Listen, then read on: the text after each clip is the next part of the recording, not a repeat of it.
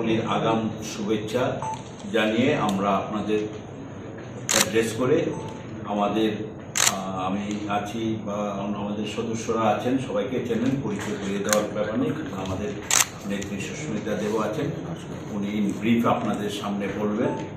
আমরা বিশেষ করে আমাদের রাজ্যের স্টিয়ারিং কমিটি, প্রদেশ স্টিয়ারিং কমিটি এবং প্রদেশ যুব স্টিয়ারিং কমিটির যৌথ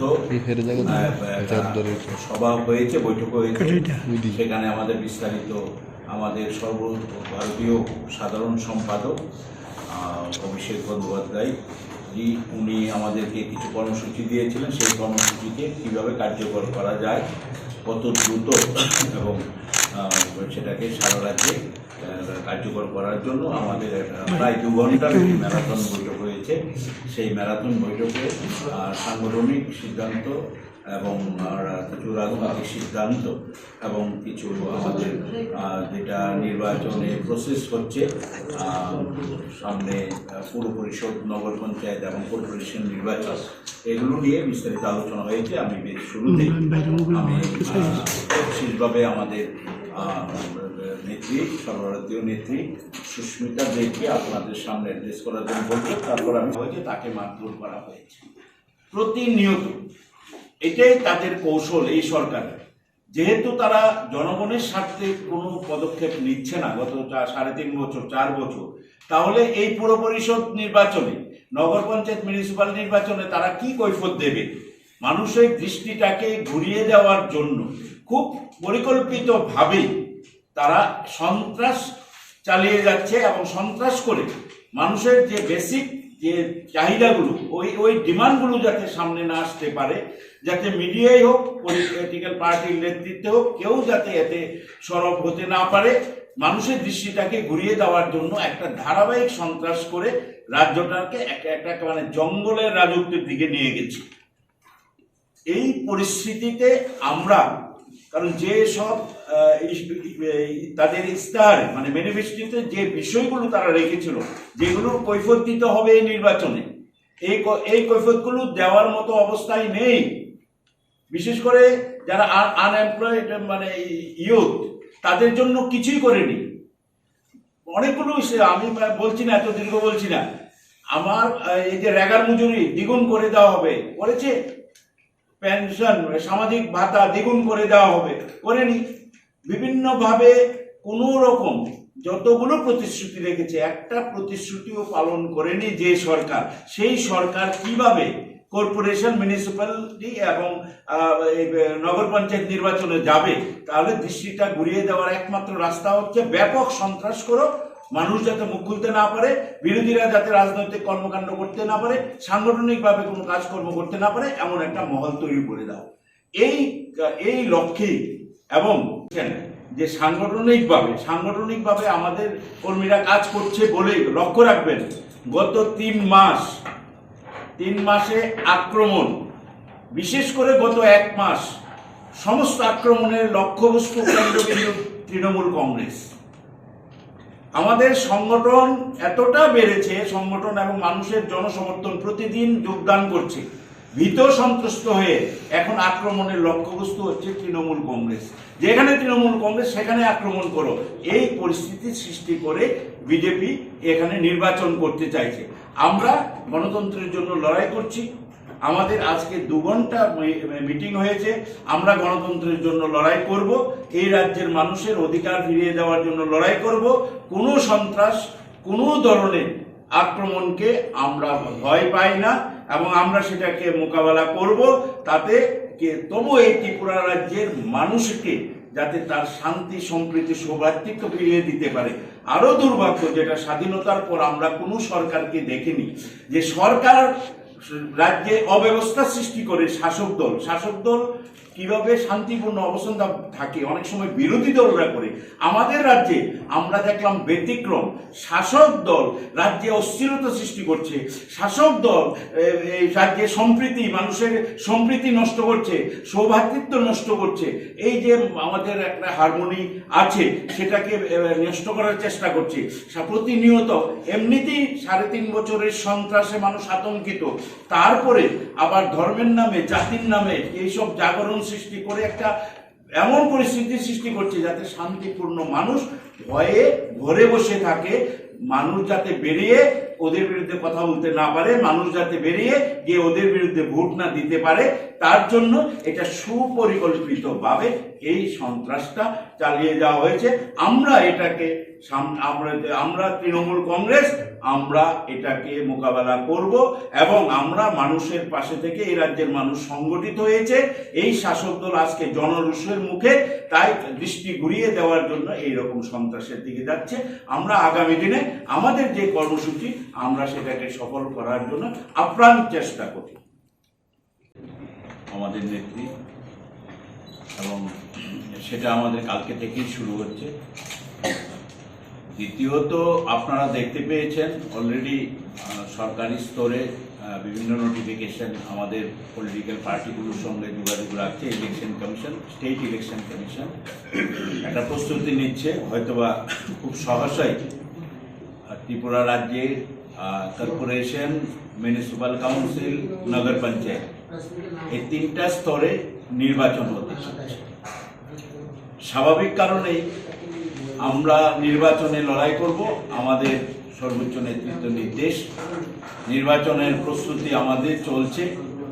রাজ্যের পরিস্থিতি সম্বন্ধে আপনারা অবগত আছেন, যে পরিস্থিতিতে শুধু সাধারণ মানুষ নয়, রাজনৈতিক দলের কর্মী আর নেতা নয়, এখানে দেখা যাচ্ছে মিডিয়া হাউসগুলোকেও এই সন্ত্রাসের একটা পরিবেশ সৃষ্টি করে এই রাজ্যে গণতন্ত্রকে একেবারে বাকরুদ্ধ করে দিতে চাইছে। আমি দেখলাম 2-1টা মিডিয়াতে একটু সমালোচনাও হয়েছে যে দ্রব্যমূল্য বৃদ্ধি নিয়ে কেন বলছে না। পুজোর সময় মানুষের এই আকাশ ছোঁয়া দ্রব্যমূল্য বৃদ্ধি রাজনৈতিক দলগুলো নিশ্চুপ কেন? আসলে ত্রিপুরা রাজ্যে ভারতীয় জনতা পার্টি সরকার আসার পর থেকে মানুষের যে সামাজিক স্থিতিশীলতা, রাজনৈতিক স্থিতিশীলতা এগুলো প্রায় নেই। আমরা এমন একটা পরিবেশ প্রতিদিন, গতকালকেও আমাদের 2জনকে প্রচন্ড মারধর করা হয়েছে, 2জন আমাদের তৃণমূল কর্মীকে। একজন খোয়াই জাম্বুরাতে, আরেকজন খয়ারপুরের বণিক্য চৌমুনিতে, তার দোকানটা নোমেন্স ল্যান্ড আছে, ওখানে গিয়ে সভা করতে। আমরা করব সভা, এখানেই করব।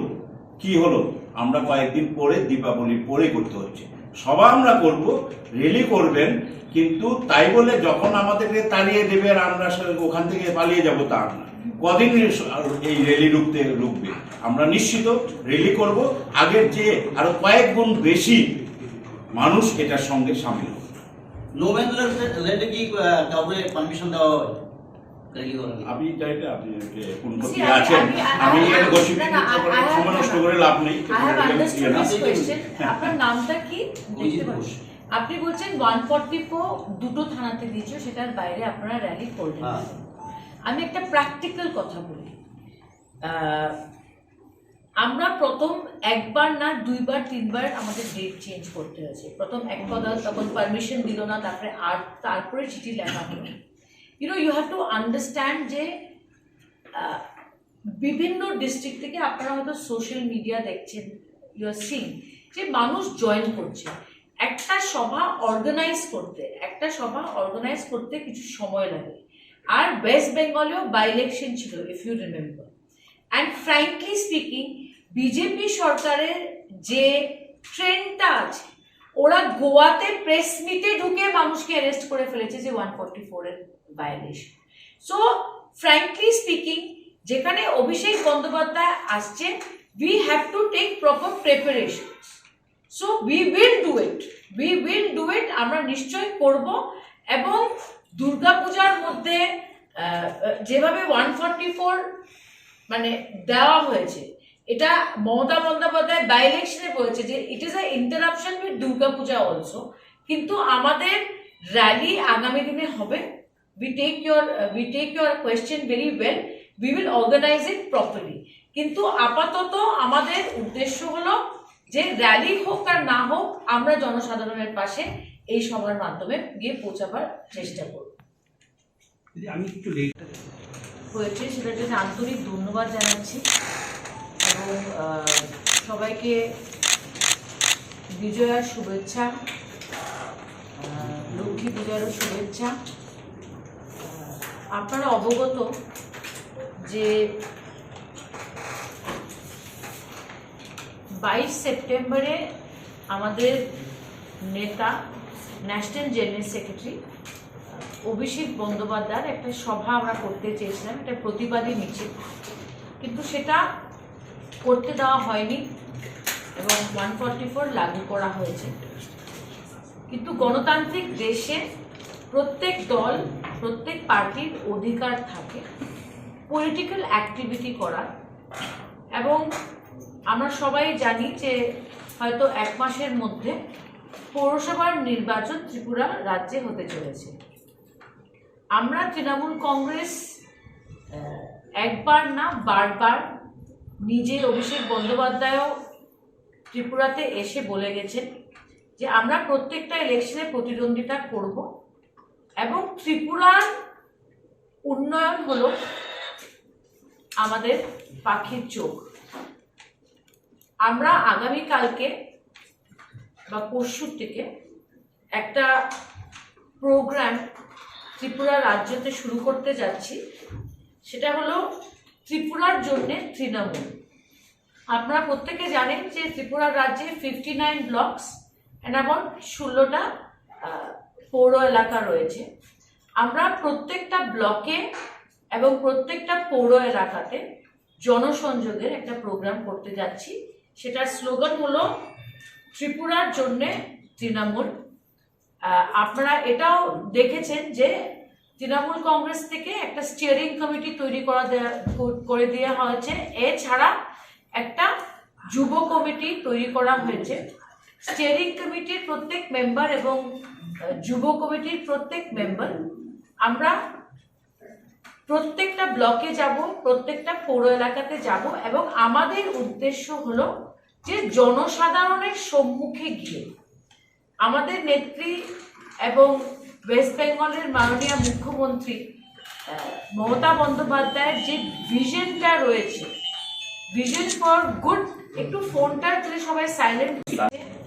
তৃণমূল কংগ্রেস ত্রিপুরার জনসাধারণ এবং রাজ্যের জন্য কী কাজ করবে এবং বিগত 3.5 বছর ভারতীয় জনতা পার্টির সরকার কোথায় কোথায় ফেল করেছে, এই প্রত্যেকটা ব্যাপার নিয়ে আমরা জনসাধারণের সম্মুখে যাব। আমরা আগেই বলে দিচ্ছি যে আমরা কোনো রকমের নিয়ম আইন উল্লঙ্ঘন করব না। আমাদের নেতা অভিষেক বন্দ্যোপাধ্যায় আমাদের একদম স্পষ্টভাবে নির্দেশ দিয়েছে যে আমরা উইদাউট ব্রেকিং এনি লজ আমরা এই জনসংযোগ প্রোগ্রামটা করব। এটা আগামী 10 থেকে 12 দিন, কালী পুজোর ঠিক আগ পর্যন্ত এই প্রোগ্রামটা চলবে। আমাদের ভেরিয়াস ভিশনস, যেটা অল ইন্ডিয়া তৃণমূল কংগ্রেস আগামী দিনে ত্রিপুরার রাজ্যের জন্য নিয়ে ময়দানে নামবে, সেইগুলো নিয়ে আমরা জনসাধারণের পাশে যাব। এবং আমাদের হয়তো 2 বা 3টা গ্রুপে যেতে হবে, কিন্তু আগামী 10 দিনের মধ্যে আমরা সমস্ত ব্লকে এবং প্রত্যেকটা পৌর এলাকায় পৌঁছাবার চেষ্টা করব। আমরা বিগত কয়েক মাস থেকে, যদিও বড় জনসভা আমাদের করতে দেওয়া হয়নি, কিন্তু আমি বলবো যে প্রত্যেকবার যতবার বিজেপির কর্মীরা অন্যায় করেছে, অত্যাচার করেছে, জনসাধারণের উপরে হোক, সাংবাদিকদের উপরে হোক, পত্রিকার দফতর যখন ভাঙা হলো, কোনো পলিটিক্যাল অফিস ভাঙা হলো, বা আমাদের নিজের কর্মীদের যেভাবে মারপিট করা হলো, আমরা প্রত্যেকটা ব্যাপারে প্রতিবাদ করেছি এবং আগামী দিনে আমরা করতে থাকবো। People's issue is the main issue, people's issue is the main issue. আর এইগুলো ইস্যু নিয়ে আমরা আগামী দিন একটা যাত্রার মতো বলা যায়, সেটা আমরা নিয়ে ফিল্ডে যাব। এছাড়া আমি আশা করছি যে আমাদের সাংবাদিক বন্ধুরা যারা রয়েছেন যে আপনারা আমাদের সঙ্গে সহযোগিতা করবেন এবং আমাদের বিশ্বাস যে ভিশনটা নিয়ে আমরা মাঠে নামবো সেটা ত্রিপুরা রাজ্যের মানুষ নিশ্চয়ই গ্রহণ করবেন। আমি আরেকবার রিপিট করছি যে এই প্রোগ্রামটার স্লোগান থাকবে বা নামটা থাকবে ত্রিপুরার জন্যে তৃণমূল। এই ব্যাপারে আমি সুবলদা বা আশিসদাকে যদি আপনারা কিছু বলতে চান। আমরা আপনারা জানেন যে স্টিয়ারিং কমিটি এবং যুব কমিটি নিয়ে আমরা 30 জন মতো আছি। সো আমরা এই প্রেস মিটের পরে বসে এটাই আলোচনা হবে, কারণ আমরা চাই না যে কালী পূজার মধ্যে এটা কন্টিনিউ হোক, আমরা এটা শেষ করতে চাইবো কালী পূজার আগে। তো প্রত্যেকটা ডিস্ট্রিক্টে, প্রত্যেকটা ব্লকে এবং মিউনিসিপ্যাল বোর্ডে পৌঁছাতে হলে যেটা এফিসিয়েন্সি হবে এইভাবে আমরা ডিস্ট্রিবিউট করে বেরোবো। কিন্তু আমি আবার বলছি যে আমরা এই প্রোগ্রামটা, এই সভাটা কেন নিয়েছি, তার মেন কারণটা হলো যে গভর্নমেন্ট এইভাবে ডিকটেটরশিপ চালাচ্ছে, যে অন্য কোনো দলকে একটা গণতান্ত্রিক দেশে মাঠে নামতে দিচ্ছে না। ঠিক আছে, যদি আমাদের কাছে মানুষ পৌঁছাতে পারছে না, আমরা মানুষের পাশে গিয়ে দাঁড়াবো। যে ওয়াই তৃণমূল কংগ্রেস? আর আমার বিশ্বাস যে সুবলদা বলেছে এবং স্টিয়ারিং কমিটি, ইউথ কমিটির যে মিটিংটা এই প্রেস মিটের আগে আমরা এটা আলোচনা করেছি, বিভিন্ন সদস্যরা রয়েছে বিভিন্ন এলাকার থেকে, ব্লক থেকে, ডিস্ট্রিক্ট থেকে। আই এম 100% শিওর, আমি দায়িত্ব নিয়ে বলছি যে ত্রিপুরা রাজ্যের জনসাধারণ অলরেডি তৃণমূলমুখী হয়ে গেছে, কিন্তু সভা না করতে দিয়ে ওরা একটা গ্যাপ সৃষ্টি করছে। সেই গ্যাপ সৃষ্টিটাকে শেষ করার জন্য আমরা জনসাধারণের কাছে যাব এবং ওয়াই তৃণমূল কংগ্রেস, এটা আমাদের জনসাধারণের পাশে দাঁড়িয়ে বলতে হবে। সেই উদ্দেশ্যে আমরা যাব। আমরা ভারতীয় জনতা পার্টিকে ক্লিয়ারলি, স্পষ্টভাবে বলে দিতে চাই, আমরা তৃণমূল কংগ্রেস, আমরা কাউকে ভয় করি না। আমাদের সেই অধিকার রয়েছে, গণতান্ত্রিক অধিকার রয়েছে জনসাধারণের পাশে গিয়ে দাঁড়ানো। আমরা প্রত্যেকটা জায়গায় গিয়ে পৌঁছাবো। মমতা বন্দ্যোপাধ্যায় আমাদের নেত্রীর ভিশনটা নিয়ে, অভিষেক বন্দ্যোপাধ্যায়ের ইনস্ট্রাকশন ক্লিয়ার। আমরা জনসাধারণের পাশে গিয়ে দাঁড়াবো। আমরা 10 জনের সঙ্গে আলোচনা করব, 1-to-1 আলোচনা করব, 50 জনের সঙ্গে আলোচনা করব, দোকানদারের সঙ্গে আলোচনা করব, ছোট ব্যবসায়ীর সঙ্গে আলোচনা করব, কৃষকদের সঙ্গে আলোচনা করব, সবার সঙ্গে আমরা ফিল্ডে গিয়ে আলোচনা করব। এটা জনসংযোগের মাধ্যমে, এটাই নেক্সট 10 দিন বা 11 দিনের প্রোগ্রামের উদ্দেশ্য। আজকে আমরা অলরেডি আমাদের নেতৃত্বের স্টেটমেন্ট দেখতে পেরেছি। প্রথম প্রশ্নটা হলো যে যেখানে ভারতবর্ষের বাইরে এই ঘটনাটা ঘটেছে, prime minister silent. So why is prime minister silent is the first question. এই প্রশ্নটা যারা আমরা বিরোধী দলে আছি তাদেরকে প্রশ্ন না করে প্রথমত দেশের প্রধানমন্ত্রীকে প্রশ্ন করা উচিত যে what is his stand on it. আর India as a country, Bharatvarsha সবসময় পলিসি হিউম্যান রাইটসের পক্ষে। হ্যাঁ, আর মাইনরিটিদের উপরে যেখানেই অত্যাচার বা অন্যায় হয়, ভারতবর্ষ অ্যাজ আ কান্ট্রি কোনোদিন এটাকে টলারেট করে না। It is a human rights issue. আর এটা নিয়ে আমার মনে হয় যে অল ইন্ডিয়া তৃণমূল কংগ্রেস অলরেডি স্টেটমেন্ট দিয়ে সেরেছে। And prime minister should look into it. এটার মধ্যে ফরেন রিলেশনসের ব্যাপার আছে, হিউম্যান রাইটস ইস্যু আছে, কারণ protection of minority is a human rights issue and it should be taken up immediately by Union of India, is what we feel. There's a criticism about what the Bangladesh Prime Minister said. In a way, she had given a threat that something happens, retaliates in India, that affects Bangladesh. That is true. But the way she speaks, do you think it gives a message India has some weaknesses also? See, you are asking me to speculate. It's a very sensitive issue, Exactly. Especially for the state of Tripura, where we have such a huge border that we share with Bangladesh. Same for Assam, Meghalaya and other states. So it is a serious foreign relations issue. It should be looked into. Remember one thing, in any kind of geopolitical situation like this, okay, where we share borders, it's an extremely sensitive issue. It should be looked into carefully. And I'm repeatedly saying, right from Nehru-Liaquat's agreement of 1950, India as a nation and the then Pakistan has consistently shown its commitment to protection of minority rights. And the Nehru-Liaquat agreement still stands good today. So I feel Prime Minister needs to look into it very seriously. We have to act as a nation, not as a single religion or community. This is a matter of foreign relation and security of minorities in their country. And similarly, I think India as a country must also give the message that, like they expect other countries to protect the right. It is crystal clear that National General Secretary Shri Abhishek Banerjee has said that we will be contesting the forthcoming municipal elections. And in fact, this yatra, if you like, or this outreach program that we are doing, is also going to go to all municipal areas, especially marketplaces and areas which are impacted by municipal policy. And we are going to reach out to the people. Our preparation has already started for looking for candidates, etc. Once it is announced and the date is announced, we will be able to give you further clarity on what our strategy is. Right now, I think the time may not be right, but yes, we plan to contest these elections. And what may be the tentative issues those may come in this election? I think Tripura has a plethora of issues, from power cuts to unemployment to lack of drinking water, and I can go on and on. But let me tell you something. The name of this party is Trinamool Congress. So we are also not going to identify the issues of the people without talking to the people. The next 12 days is about that interaction with the people.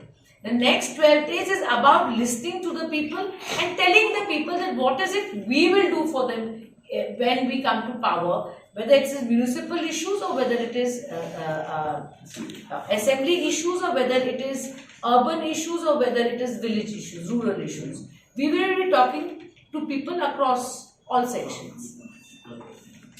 কেন কি করা হয়নি কোন আপনারা প্রতিবন্ধকতা লাগিয়েছিল যে রাজধানীর দুইটা থানা এলাকায়, পূর্ব থানা এবং পশ্চিম থানা এলাকায়, সেখানে রেলি করা যাবে না। কারেক্ট। রাজধানীতে তো আরো এরিয়া আছে, এই দুইটা থানার বাইরে, এই জুরিডিকশনের বাইরে কেন আপনারা রেলি করেননি?